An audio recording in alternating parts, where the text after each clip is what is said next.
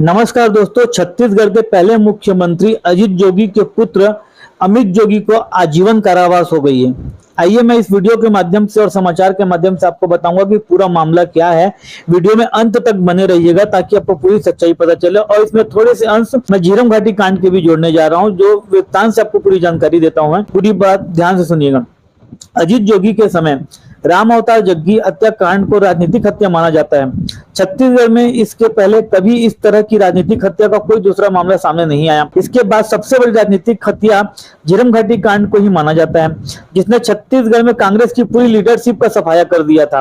इस हत्याकांड में भी अपरोक्ष रूप से जोगी परिवार की भूमिका पर संदेह की सुई उठती है रही है, क्योंकि उस समय नंद कुमार पटेल, विद्याचरण शुक्ल, महेंद्र कर्मा जैसे कांग्रेसी नेताओं के सड़क मार्ग से जाने के बावजूद अजीत जोगी हेलीकॉप्टर से सभा स्थल के लिए क्यों गए थे? क्या उन्हें नक्सली हमले की कोई फीडबैक मिली थी, जिसके कारण वे कांग्रेस के काफिले के साथ जाने के बजाय उन्होंने अलग रास्ता चुना, जिसके कारण वे इस हत्याकांड में नक्सलियों का शिकार होने से बच गए थे? बचने वाला दूसरा शख्स कवासी लखमा था। आश्चर्य तो यह है कि छत्तीसगढ़ में अधिकांश नक्सलियों के आत्मसमर्पण के बावजूद इस हत्याकांड का सच आज तक सामने नहीं आ पाया, और न ही सरकारी एजेंसियों ने सरेंडर करने वाले नक्सलियों के से इस संबंध में कोई पूछताछ की। उल्टा सरकार ने उन्हें पुनर्वास की व्यवस्था कर एक तरह से पुरस्कृत करने का काम किया है। झीरम का सच सिर्फ नक्सली ही बता सकते हैं कि उन्होंने सुरक्षा एजेंसी व सरकारी हमले की बजाय विपक्ष को क्यों अपने कहर का शिकार बनाया, जबकि यह सब जानते हैं कि नक्सलियों का संघर्ष व्यवस्था एवं सरकार के खिलाफ रहा है। ऐसे में अपनी स्ट्रेटजी के विपरीत इतना बड़ा नरसंहार करना बिना किसी उद्देश्य के संभव नहीं हो सकता। सरकार ने आयोग से जांच कराई, लेकिन उसमें सिर्फ सुरक्षा बल एवं पीड़ित परिवार के लोगों के ही बयान हुए, किसी नक्सली के बयान तो हुए ही नहीं। ऐसे में यह कौन बताएगा कि हत्याकांड क्यों हुआ और इसके पीछे का उद्देश्य क्या था? इसलिए उन जांचों को मुकम्मल कैसे माना जाएगा? जिसने नक्सलियों का पक्ष नहीं सुना, उसके बिना सच कैसे सामने आएगा? इसलिए सवाल उठना लाजमी है कि जवाब किसी के पास नहीं है, क्योंकि कोई इतने बड़े हत्याकांड का सच सामने नहीं लाना चाहता। यह ऐसा यक्ष प्रश्न है जिस पर राजनीतिक मठाधीश कुंडली मारकर बैठ गए हैं, जिसके भारी भरकम वजन से सच का गला घोट दिया है, और सारा सच बाहर आने के बजाय गले में ही घोट कर दम तोड़ रहा है।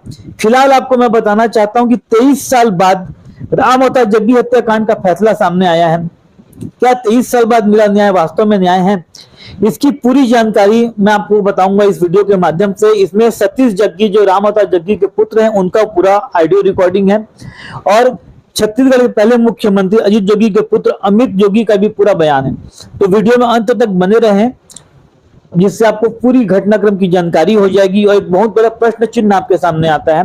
और वीडियो के कमेंट के माध्यम से हमें बताएं हमारे समाचार आपको कैसा लगा, और वास्तव में जो ये न्याय मिला है उसके लिए हम सभी आभारी हैं कि देर से ही सही लेकिन न्याय पीड़ित परिवार को मिला। जय हिंद, जय भारत, जय छत्तीसगढ़। हेलो, सतीश जग्गी जी बोल रहे हैं? जी बोल रहा हूँ। जी मैं स्पीड न्यूज रायगढ़ से बोल रहा था भैया। नमस्कार। हाँ बताइए। जी नमस्कार। भैया वो केस में जो डिसीजन हुआ है अभी आप लोग का, हाँ अमित जोगी जी को जो आजीवन कारावास हुई है, हाँ उस रिलेटेड आपसे एक इंटरव्यू लेना था भैया, छोटा सा बस। तो बताएंगे भैया कैसा लग रहा है आपको अब डिसीजन आने के बाद? सर्वप्रथम कि मैं न्यायालय के इस फैसले का जग्गी परिवार स्वागत करता है, अभिनंदन करता है जी। और जो हमारा विश्वास था न्याय के प्रति, न्यायालय के प्रति, वो आज कायम हुआ है। और मेरे स्वर्गीय पिता राम अवतार जग्गी को सच्ची श्रद्धांजलि मिली है जी।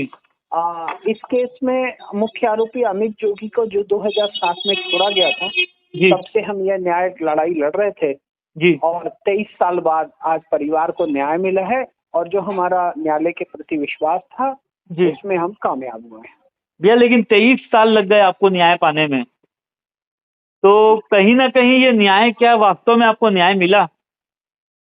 निश्चित तौर पर मुझे न्याय मिला है, न्यायपालिका पे मेरा विश्वास अटूट है। परंतु ठीक है, जो उनके सिस्टम है, जो यहाँ के जो अंदर के सिस्टम है, उसमें जहाँ पे जो चीज होती है, जैसे सीबीआई है, सीबीआई को अनुमति मिलना, सीबीआई का लेट हो जाना, वो जो सिस्टम है वो न्यायपालिका के अंतर्गत आता है, वो बाहर आता है। और उसमें जहाँ पे भी पॉलिटिकल अप्रोच होती है, मसल पावर, मनी पावर का यूज होता है, तो सामने वाला अभियुक्त अपराधीगण जरूर करते हैं उसको, जिसकी वजह से थोड़ा विलम्ब हो सकता है। पर भगवान के घर देर है अंधेर नहीं है वाली कहावत असत्य साबित हुई है। जी सतीश भैया, इसमें जैसे अमित जोगी जी का बयान उसके बताया है कि वो सर्वोच्च न्यायालय जाएंगे, वहां अपील करेंगे, और उनका कहना यह है कि मुझे कॉपी नहीं मिली है डॉक्यूमेंट की, और एक तरफा मतलब फैसला हो गया है, तो उसमें इस विषय पे क्या बोलेंगे आप? अब ये सब बातें खत्म हो चुकी है। अच्छा।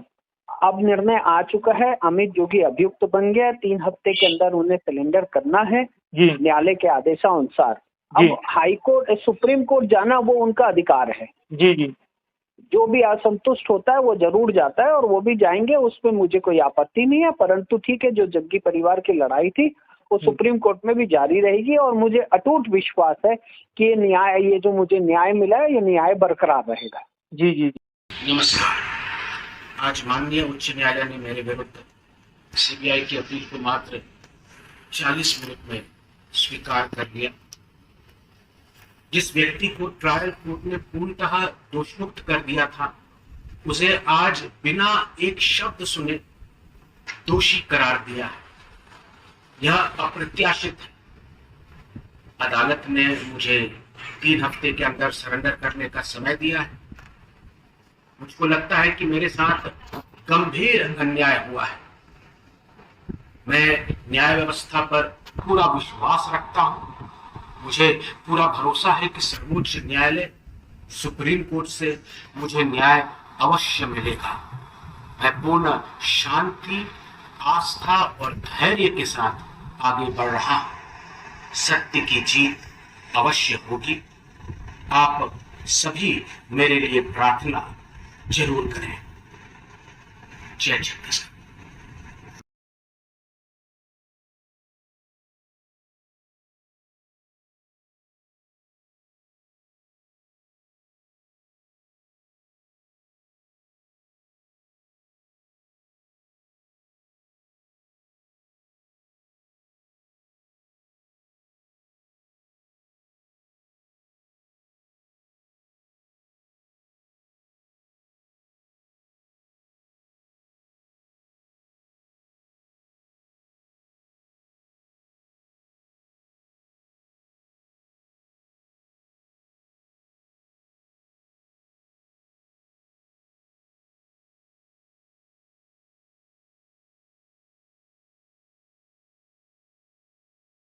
चैनल हमारा वीडियो आपको पसंद आता है तो प्लीज़ हमारे चैनल को सब्सक्राइब जरूर करें। स्पीड न्यूज़ एक ऐसा मंच है जो अन्याय एवं शोषण के खिलाफ जनता की आवाज़ शासन प्रशासन तक पहुंचाता है और पीड़ित व्यक्ति को न्याय दिलाने का प्रयास करता है।